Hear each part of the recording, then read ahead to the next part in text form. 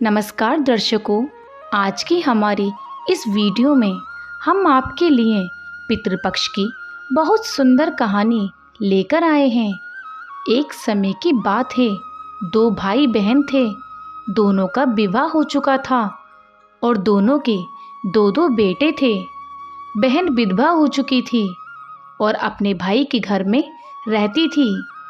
इस बात से उसकी भाभी बहुत नाराज रहती थी। फिर कुछ समय बाद पितृपक्ष आया तो वह भाई बोला, मैं पितरों के तर्पण और पिंडदान के लिए गंगा जी जा रहा हूँ। ऐसा कहकर वह गंगा जी के लिए चला गया। भाई के जाते ही भाभी ने बाहर खेत में ननंद और उसके बच्चों के लिए झोपड़ी डलवा दी।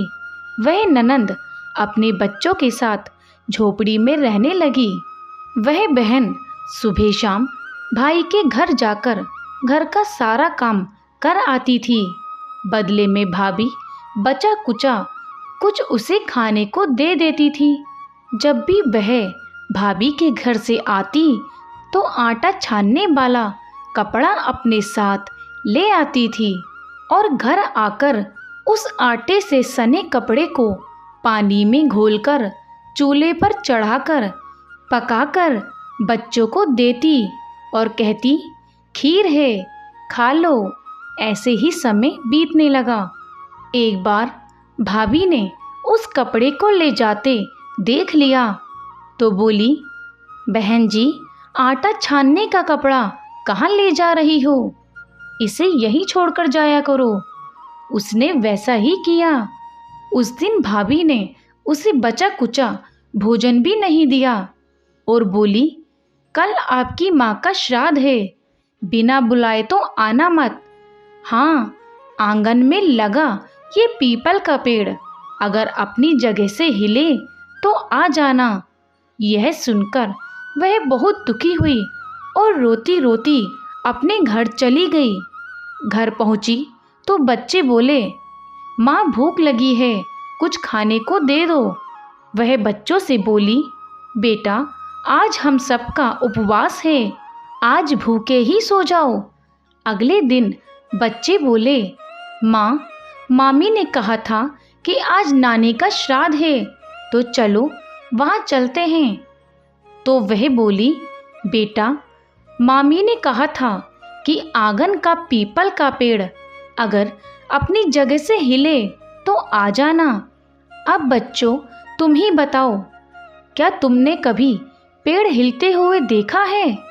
उसने बच्चों को समझाया कि बिना बुलाए कहीं नहीं जाना चाहिए।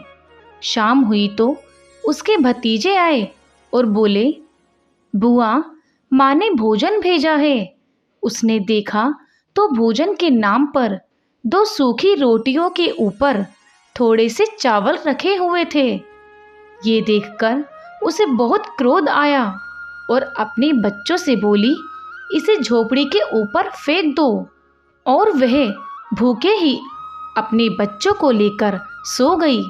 सारी रात गंगा माँ को याद करती रही और बोली, माँ गंगा, मेरे भाई की रक्षा करना, वे ही हमारी रक्षा करेंगे।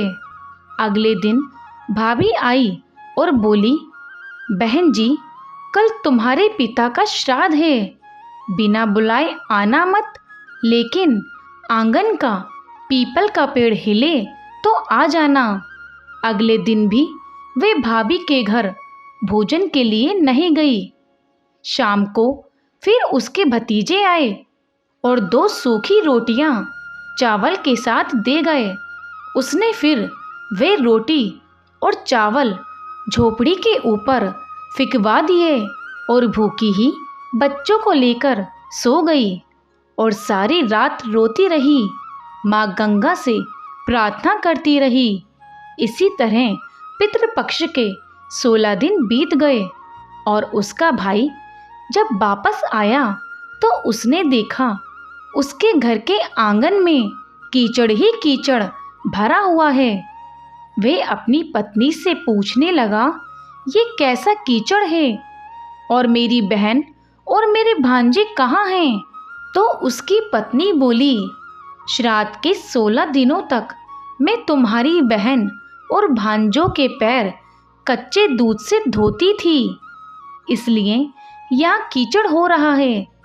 तुम्हारे पीछे मैंने उनकी खूब सेवा करी, खीर पूरी खिलाई, फिर भी वह मुझसे नाराज होकर खेत में झोपड़ी डालकर रह रही हैं। भाई खेत पर पहुंचा तो वह देखता है कि वहाँ कोई झोपड़ी नहीं थी। वहाँ एक आलीशान महल बना हुआ था, जिसके आंगन में उसके भतीजे खेल रहे थे। उसने जाकर अपनी बहन से कहा, बहन ये सब क्या है? तब उसने अपने भाई को सारी बात बताई और बोली, भैया जो आंगन में कीचड़ थी वे कच्चे दूध से नहीं बल्कि भाभी के व्यवहार से है। जो मैं दिन रात रोती थी उन आंसुओं का कीचड़ है। माता पिता के श्राद्ध पर भाभी ने कहा, पीपल का पेड़ हिले तो आ जाना, बिना बुलाए मत आना। पीपल का पेड़ हिला नहीं तो हम गए नहीं। और शाम को उन्होंने 2 रोटी और चावल भिजवाए, जिसे मैंने गुस्से में झोपड़ी के ऊपर फेंक दिया। माता पिता के आशीर्वाद तेरे साथ और गंगा मैया की कृपा से ये सूखी रोटियां सोने में और चावल हीरे मोतियों में बदल गए। इसके प्रभाव से ये सब हुआ है। भाई ने अपनी बहन से अपनी पत्नी की गलती की माफ़ी मांगी और घर चलने को कहा। तब बहन बोली, भाई गंगा मैया ने तेरी रक्षा करी, तू हमारी रक्षा करेगा, लेकिन अब हम यहीं रहेंगे। यह सुनकर भाई ने अपनी माता पिता को याद किया और बोला, मेरे पितरों, जैसे मेरी बहन और भांजों की रक्षा करी, उनके दुख काटे, वैसे सबके काटना, सबकी रक्षा करना। कहानी को सुनने वाला और हुंकार भरने वालों पर सब पर अपनी कृपा करना।